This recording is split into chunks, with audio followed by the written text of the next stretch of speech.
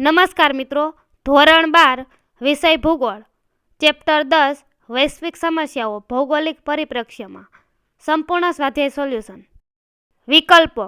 પ્રશ્ન 1, તેજાબી વરસાદ માટે જવાબદાર. જવાબ, સલ્ફર ડાયોક્સાઇડની ઊંચી માત્રા. પ્રશ્ન 2, ઔદ્યોગિક વિસ્તારો, રેલ માર્ગો, સડક માર્ગો વગેરેથી જેમ જેમ દૂર જઈએ તેમ તેમ. જવાબ બી, ધ્વનિ પ્રદૂષણની માત્રા ઘટે. પ્રશ્ન 3, ગરીબી દેશની વિકાસ યાત્રાને. જવાબ બી, મંદ બનાવે છે. એક વાક્યમાં પ્રશ્નો. પ્રશ્ન 1, અશ્મિભૂત બળતણોના દહનથી કઈ કઈ અશુદ્ધિઓ હવામાં ભળે છે. જવાબ, અશ્મિભૂત બળતણોના દહનથી sulphur dioxide, carbon dioxide, carbon monoxide, સીસુ વગેરે અશુદ્ધિઓ હવામાં ભળે છે. પ્રશ્ન 2, જમીન પ્રદૂષણ મુખ્યત્વે શાનાથી ફેલાય છે. જવાબ, ઔદ્યોગિક કચરાના અયોગ્ય નિકાલથી, રાસાયણિક ખાતરો અને જંતુનાશકોના ઉપયોગથી મુખ્યત્વે જમીન પ્રદૂષણ ફેલાય છે. પ્રશ્ન 3, ભૂખમરો કોને કહે છે. જવાબ, વિટામિન, શરીર ટકાવી રાખવા જરૂરી પોષક દ્રવ્યો અને ઉર્જાની ભારે ઉણપને ભૂખમરો કહે છે. પ્રશ્ન 4, ઘન કચરાનો નિકાલ મોટે ભાગે કઈ રીતે કરાય છે. જવાબ, ઘન કચરાનો નિકાલ મોટે ભાગે નીચી જમીન કે મોટા ખાડા પૂરી તેને નવસાધ્ય બનાવવા થાય છે. સંક્ષિપ્તમાં પ્રશ્નો. પ્રશ્ન 1, પ્રદૂષણના પ્રકારો કયા કયા છે. જવાબ, માનવીની પર્યાવરણ વિરોધી પ્રવૃત્તિને કારણે સજીવોના જીવન માટે જરૂરી ઘટકો દૂષિત થવાની ક્રિયાને પ્રદૂષણ કહે છે. પ્રદૂષણના પ્રકાર: 1, હવાનું પ્રદૂષણ, 2, જળ પ્રદૂષણ, 3, ભૂમિ પ્રદૂષણ અને 4, ધ્વનિનું પ્રદૂષણ વગેરે. પ્રશ્ન 2, આજે ભૂમિગત જળ દૂષિત થયું છે, વિધાન સમજાવો.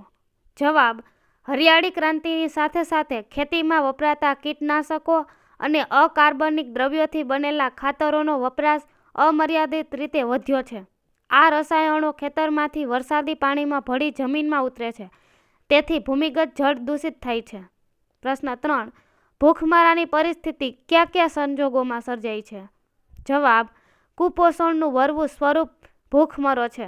આ સમસ્યા અનાજની ભારે અછતથી પેદા થાય છે. દુષ્કાળ, પૂર, વાવાઝોડું, તીડ જેવા કીટકોનો ઉપદ્રવ, યુદ્ધ, અરાજકતા, ગ્લોબલ વોર્મિંગ વગેરે સંજોગોથી ભૂખમરાની પરિસ્થિતિ સર્જાય છે. પ્રશ્ન 4, જૈવિક કચરાનો નિકાલ પડકારજનક છે, સમજાવો. જવાબ, દવાખાના કે હોસ્પિટલોમાંથી નીકળતા કચરાને જૈવિક કચરો કહે છે, જેમ કે પાટા, રૂ, કાઢી નાખેલું પ્લાસ્ટર, હાથ મોજા, ઇન્જેક્શન, સોય, દવાની ખાલી બાટલીઓ, વાઢકાપ વેળાએ કાઢી નાખેલા અંગો વગેરે. આ જૈવિક કચરો ચેપીપણા તથા વિષાક્ત દ્રવ્યોને કારણે ખૂબ જ જોખમી છે. આ કચરાનો નિકાલ સામાન્ય કચરાની જેમ કરાય તો તેનાથી અનેક રોગો ફેલાવવાનો ભય છે, તેથી જૈવિક કચરાનો નિકાલ પડકારજનક છે. મુદ્દાસર પ્રશ્નો. પ્રશ્ન 1, ભૂમિ પ્રદૂષણ એટલે શું, તેની અસરો જણાવો. જવાબ, જમીનની ગુણવત્તામાં થતા ઘટાડાને ભૂમિ પ્રદૂષણ કહે છે.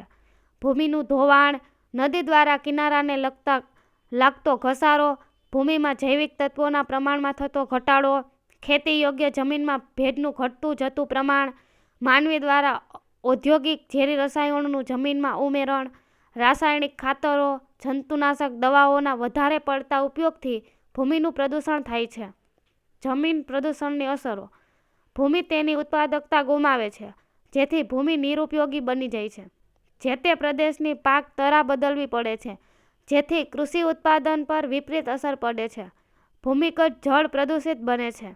ભૂમિ ઉજ્જડ અને વેરાન બની જતાં તેની સુંદરતા ગુમાવે છે.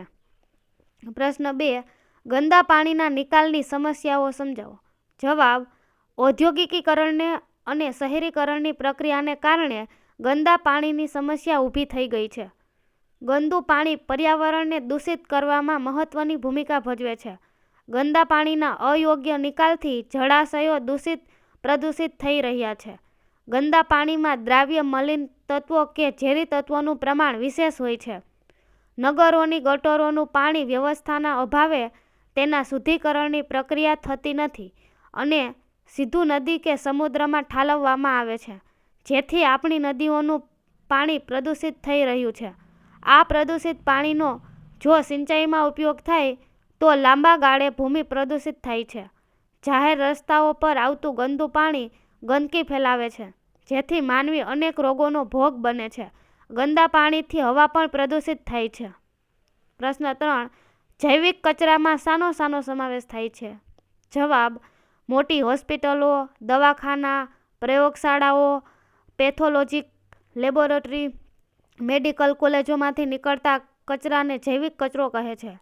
માનવી કે પ્રાણીના રોગના નિદાન, સારવાર કે વાઢકાપ થકી પેદા થયો હોય તેવો કચરો, જેમ કે પાટા, કાઢી નાખેલું પ્લાસ્ટર, હાથ મોજા, ઇન્જેક્શન, ગ્લુકોઝના ખાલી બાટલા, દવાની ખાલી બાટલીઓ, સોય, વાઢકાપના કાઢી નાખેલા અંગો વગેરે ચીજોનો સમાવેશ જૈવિક કચરામાં થાય છે. પ્રશ્ન 4. ધ્વનિ પ્રદૂષણની અસરો જણાવો. જવાબ: સતત ઊંચા ઘોંઘાટમાં કામ કરતા લોકો માનસિક તાણ અનુભવે છે અને તેમનો સ્વભાવ ચીડિયો બની જાય છે. યંત્રોના ભારે અવાજ વચ્ચે કામ કરતા લોકો કાને બહેરા થઈ જાય છે. ઘોંઘાટની અસર હૃદયના ધબકારા પર થાય છે. લોહીનું દબાણ વધી જાય છે. સૂંઘવાની અને જોવાની શક્તિઓ ક્ષીણ થાય છે. ધ્વનિ પ્રદૂષણથી પ્રાણીઓ પણ ખલેલ અનુભવે છે. બીમાર લોકો અને નાના બાળકો બેચેની અનુભવે છે.